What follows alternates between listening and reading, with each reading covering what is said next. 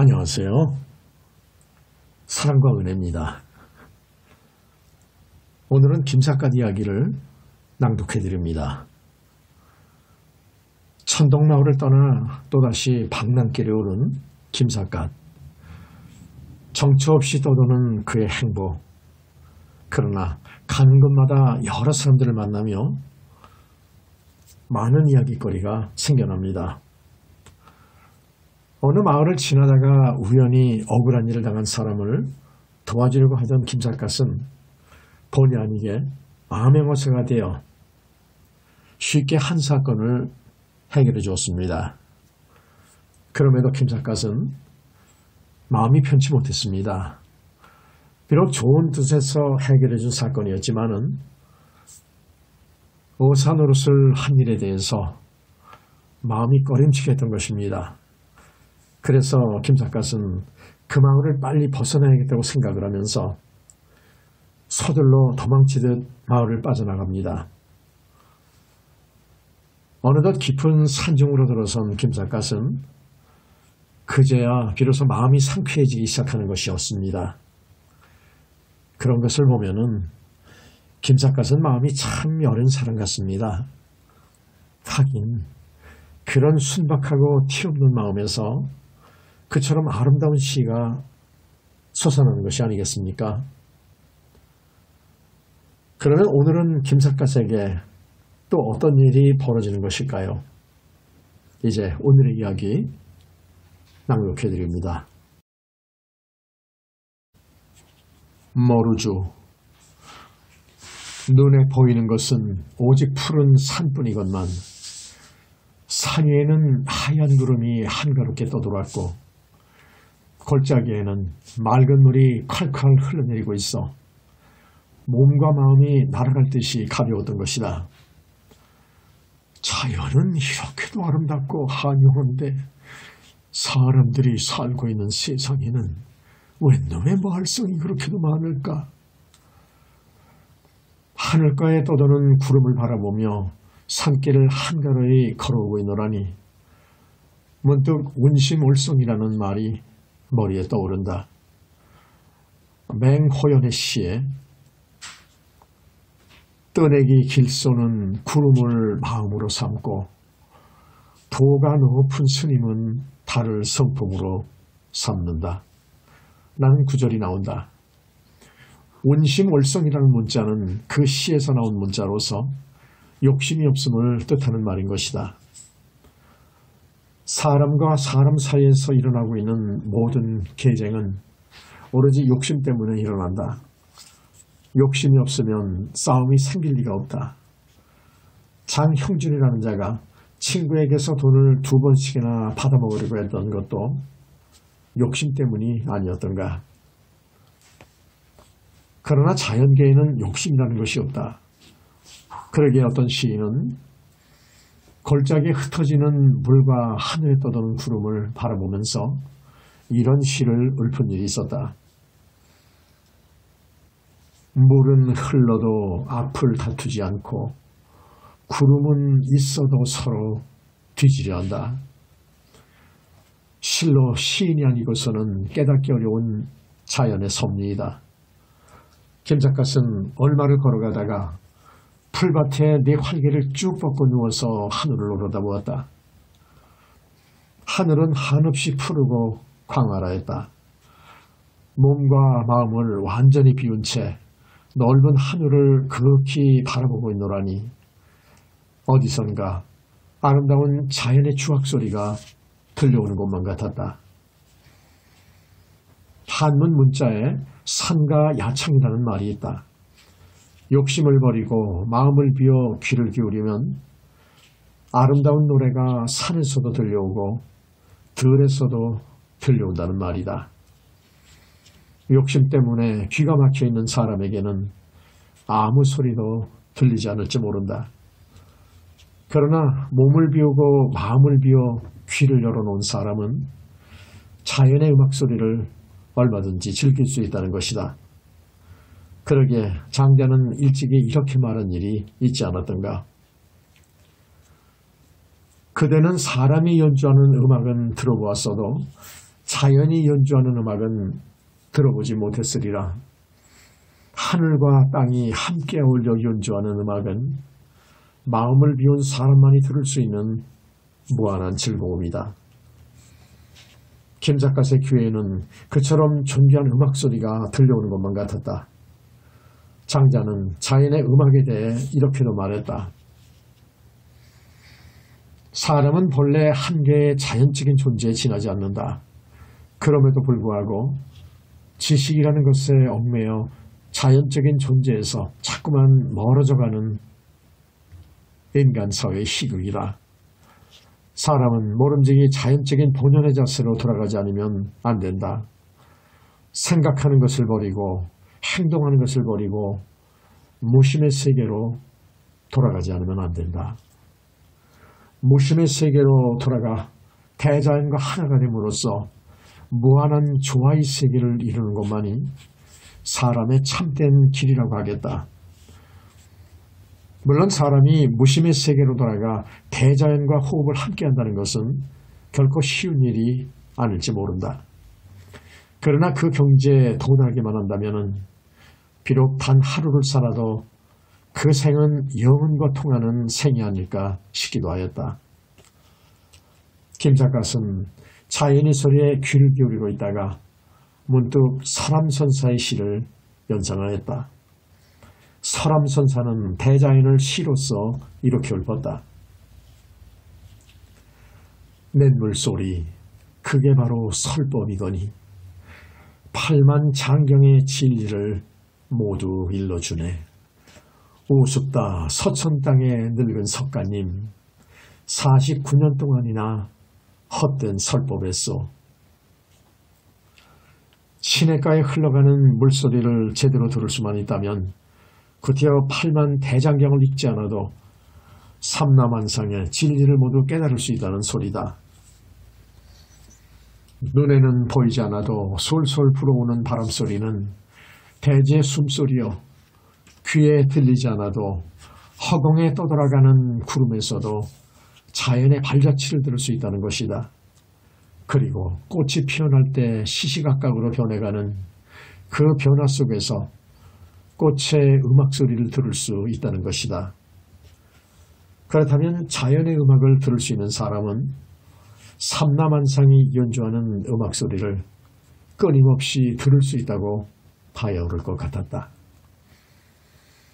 김작갓이 고생스러운 방랑 생활을 계속해오면서도 그런 생활에 조금 더 권태증을 느끼지 않는 것은 어쩌면 그런 즐거움이기 때문인지도 모를 일이었다. 김작갓은 오랫동안 풀밭에 누워 자연의 음악을 즐기다가 다시 일어나 언덕길을 내려오기 시작한다. 해가 저물어 이제는 잠자리를 구해냈기 때문이었다. 그리하여 언덕길을 내려오고 있노라니까 문득 저 멀리 아득한 산 위에서 누군가가 불이 나게 달려내려오며 여보시오, 삿갓 쓰신 어르신네, 나 좀 봅시다 하고 외치대는 것이 아닌가. 누가 나를 부를까? 김작갓은 발을 멈추고 기다려보았다. 이어껏 숨을 헐떡거리며 달려오는 사람을 보니 그는 다른 사람이 아닌 현태덕이가 아닌가. 김작갓은 눈을 커다랗게 뜨며 놀랐다. 아니, 노영이 여기까지 웬일이시오? 현태덕은 죽었던 사람을 맞는 듯 김작갓의 두 손을 힘차게 움켜잡는다. 우리를 만나뵙지 못하면 어쩌나 싶었는데 이렇게 다시 만나 뵙게되어 얼마나 기쁜지 모르겠습니다. 아, 그 말을 듣고 보니 알겠소이다. 노영은 고맙다는 인사를 하려고 이 먼 데까지 나를 쫓아오셨구려.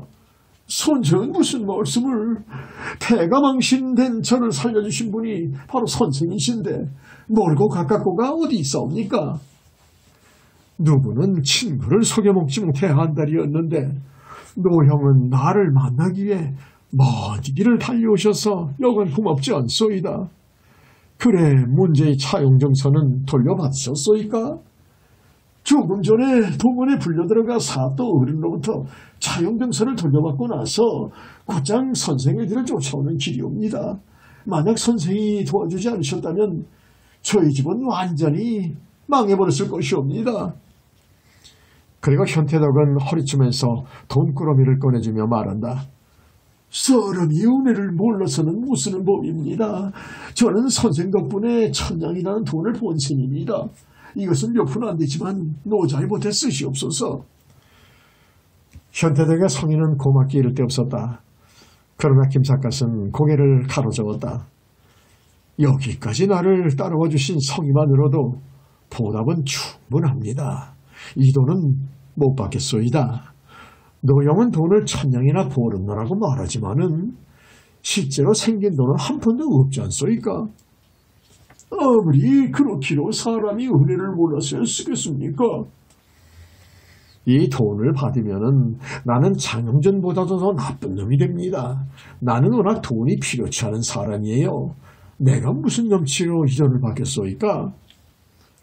그러시다면 저의 성의를 생각하셔서 절반만이라도. 절반이 아니라 한 푼도 받을 수가 없어요. 너무 그러시면 제가 성의를 무시당하는 것 같아 오히려 섭섭하지 않습니까? 그 말을 듣고 보니 남의 성의를 완강하게 거절한 것이 오히려 미안한 감이 없지 않았다. 그래서 얼른 이렇게 말했다.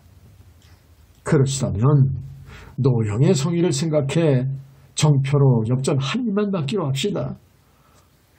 김삿갓은 상평통모라는 엽전 한 푼을 받아더니 마음이 그렇게도 흐뭇할 수가 없었다. 현태덕은 그러고도 작별하기가 아쉬운지 가만히 있자 날도 저물었으니 오늘 밤은 우리 집에 가셔서 주무시면 어떻겠습니까? 하고 묻는다. 김삿갓은 고개를 가로저었다. 말씀은 고맙소이다. 그러나 나는 한 번 떠나온 길을 되돌아갈 생각은 없소이다. 내 걱정 말고 노영은 너무 늦기 전에 댁으로 돌아가 보시오. 저는 집에 가면 그만이지만 선생은 오늘 밤을 어디서 보내려고 그러십니까? 제가 알기로는 이 근방에는 인가가 하나도 없습니다. 인가가 없으면 토굴 속에서 자고 가지요. 예, 토굴 속에서 주무시겠다고요? 현태덕은 암만 해도 마음이 놓이지 않는지 한참 동안 생각에 잠겨 있다가 참 좋은 것이 생각납니다. 여기서 3리쯤 산속으로 들어가면 운막 같은 친구 집이 있습니다. 제가 모시고 갈 테니 선생은 오늘 밤 그 집에서 저와 함께 주무시도록 하십시다. 무슨 형태로든 은혜를 갚지 못해 애타하는 태도가 넉넉히 엿보였다. 이 사람이야말로 타고난 마음 그대로 살아가는 진국이로구나. 맹자의 성선설에 의하면 사람은 태어날 때에는 누구나 선량하지만은 자라가면서 세파에 물이 들어 악하게 된다는 것이다. 현태덕과 함께 산속으로 들어오니 과연 운막 같은 집이 하나 있었다. 40 가까운 주인은 이름을 보무라고 하는데 산속에서 수출구 팔아서 혼자 살아온다는 것이었다. 보무라는 사람은 마음이 어찌나 착한지 김삿갓과 현태덕을 백년지기처럼 반갑게 맞아주었다. 여보게 보무, 밤중에 찾아와서 미안하네. 저녁을 지을 쌀은 있는가? 현태덕이 그렇게 물어보자 보무는 웃으며 대답한다. 쌀은 없지만 감자는 얼마든지 있다오. 나한테 돈이 있으니 어디서 쌀 좀 구해올 수 없을까? 아따 감자면 되지. 꼭 쌀밥을 먹어야 할 이유가 어디 있어. 귀한 손님을 모시고 와서 그러네. 김삿갓은 미안스러워 얼른 대답을 가로막고 나섰다. 나는 워낙 산골얘기라서 쌀밥보다도 감자를 더 좋아한다오. 이러나 저러나 쌀을 구할 수가 있어야 말이죠. 태덕 형님 말씀대로 귀한 손님이라면 오늘 밤은 감자로 때우고 내일 아침에는 토끼 불고기를 대접해 드립시다그려. 토끼는 쉽게 잡을 수 있는가? 그건 걱정 말아요. 토끼굴에 가면 토끼는 얼마든지 잡아올 수 있어요. 이 사람아, 이제 알고 보니 자네는 고기가 먹고 싶으면 토끼를 마음대로 잡아먹는 모양일세 그려. 현태덕이 그런 농담을 하자 보무는 얼굴이 실쭉해지면서 형님은 무슨 그런 농담을 함부로 하시오. 귀한 손님이라니까 부득이 토끼를 잡아 대접하겠다는 것이지 나 혼자라면 미쳤다고 친구를 잡아먹겠어. 그들의 대화를 들어보면 보무라는 사람은 토끼와 노루와 꽁 같은 산짐승들을 친구로 알고 살아온 것이 분명하였다. 그러면서도 그런 생활에서 즐거움을 누릴 수만 있다면 인생이란 그 이상 무엇을 바랄 것인가 싶었다. 이윽고 세 사람은 삶은 감자 한 소쿠리를 방 한복판에 놓고 저녁 대신으로 먹기 시작하였다.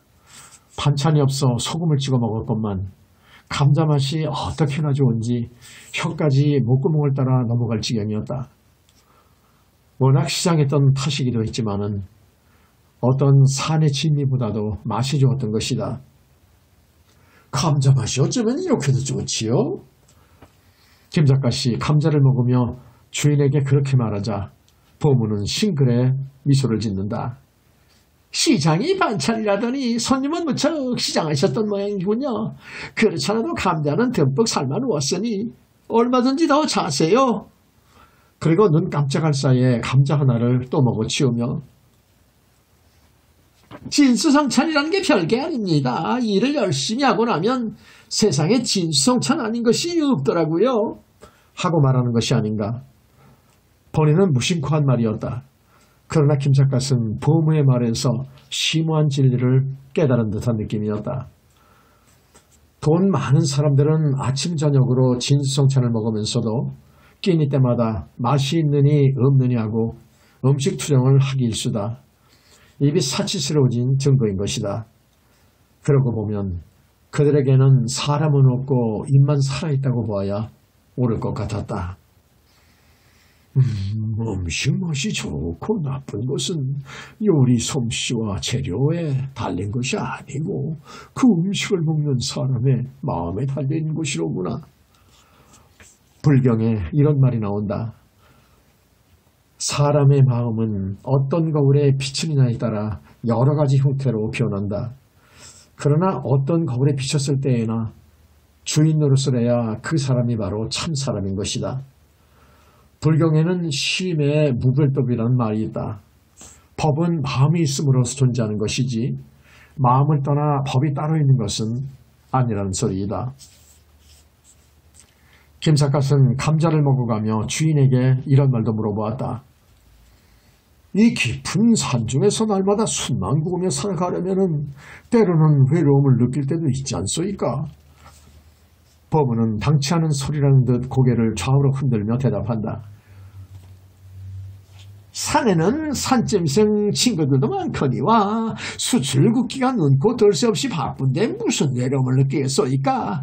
내가 굽는 숲이 모두 난항네들에게 마음는 도움을 주리라 생각을 하면은 수출 굽는 일이 여간 기쁘지 않은걸요.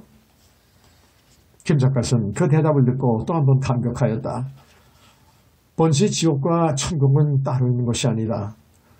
무슨 일에나 자기 나름의 사명감을 가지고 자기 일을 즐겁게 해나가는 사람에게는 인생은 천국일 것이요. 자기 일에 아무런 사명감도 느끼지 못하고 그날그날을 의무적으로 살아가는 사람에게는 인생은 지옥이 아닐 수 없을 것이다. 김 작가는 그러한 진리를 보무의 생활 속에서 분명하게 느낄 수 있었다. 세 사람은 오랫동안 이야기를 나누다가 밤이 깊어서야 잠을 자기로 하였다. 움막은 천장이 얕아서 김 작가는 무심코 일어서다가 천장에 머리를 불조았다. 하늘은 한없이 높은데 이 집 천장은 왜 이다지도 얕은고? 김 작가는 머리를 쓸며 자기도 모르게 익사를 부렸다. 불편한 것은 천장만이 아니다. 콧구멍만한 방에서 세 사람이 함께 자려고 하니까 아무리 세로 가로 누워도 다리를 펼 수 없지 않은가. 방이 비좁아 불편하시겠지만 하룻밤 참고 지내십시다. 지내놓고 나면은 이런 일도 좋은 추억이 되실 것이요. 주인은 워낙 낙천가인지라 모든 일을 좋게만 말하고 있었다. 그러나 현태덕은 김 작가에게 미안스러운지 선생을 편히 묵시 못해 죄송합니다 하고 말한다. 아무리 불편하기로 톡을 보다야 낫지 않겠소이까? 김 작가는 짐짓 익사를 부려보았다. 정작 불을 끄고 누우니 다리를 펼 수가 없어 몸을 새우처럼 오그릴 수밖에 없었다. 주인과 현태덕은 눕기가 무섭게 코를 요란스럽게 곤다. 그러나 김삿갓은 오금을 펴지 못해 좀처럼 잠이 오지 않았다. 가까스로 잠을 자려고 애쓰다가 무심결에 현태덕의 머리를 발길로 걷어차는 실수를 범하고 말았다. 현태덕은 머리를 발길로 채이면서도 정신없이 자고 있어서 그것만은 불행 중 다행이었다. 제기랄 땅은 한없이 넓은데 이 집 방안은 왜 이다지도 좁은고. 김삿갓은 숫째 잠자기를 단념하고 밖으로 나와버렸다. 때마침 보름달이 휘영충 박다. 뒷산에 올라오니 조그만 정자가 하나 있다. 정자에 올라앉아 달 구경을 하고 있는데 새벽녘이 가까이 오자 배가 고프지 않은가. 그리하여 달을 우러러보며 다음과 같은 즉흥시를 한수를 펐다.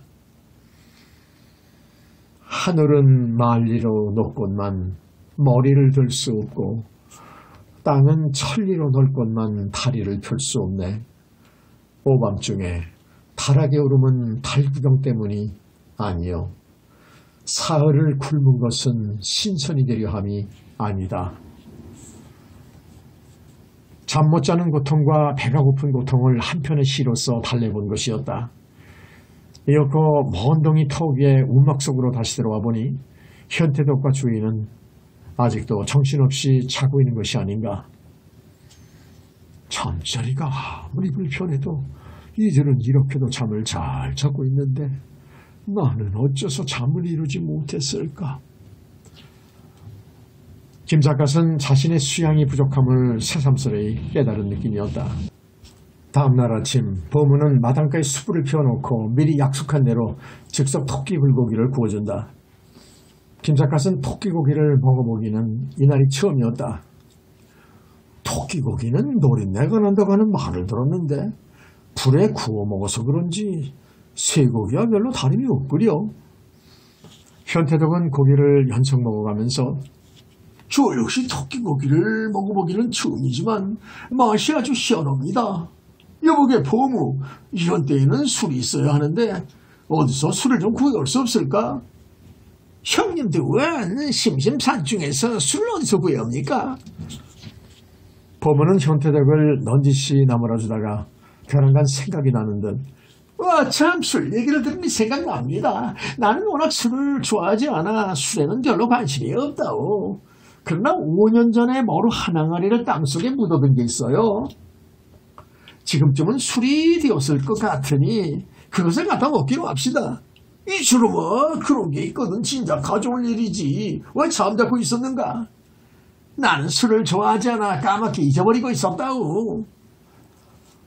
김삿갓은 5년 동안이나 땅속에 묻어뒀던 머루술이라는 말을 듣자 대뜸 입에 군침이 돌았다. 아닌 게 아니라 보무가 갖다주는 머루주를 마셔보니 맛이 그렇게 향기로울 수가 없었다. 현태덕도 술을 마셔보고 환히 미소를 지으며 김삿갓에게 묻는다. 선생, 나는 이렇게 좋은 술을 마셔보기는 50평생의 오늘이 처음입니다. 선생 입에는 어떻습니까? 내 입이라고 노령과 다를 게 있겠소. 이 술을 마시니 마음속에 기쁨이 넘치는 것만 같구려. 주인은 그 말을 듣고 어쩔 줄을 모르도록 기뻐한다. 5년 전에 장난삼아 땅속에 묻어두었던 머루가 오늘날 두 분을 그렇게도 즐겁게 해드릴 줄은 몰랐습니다. 본디 좋은 술은 사람의 마음을 즐겁게 하는 것이라고.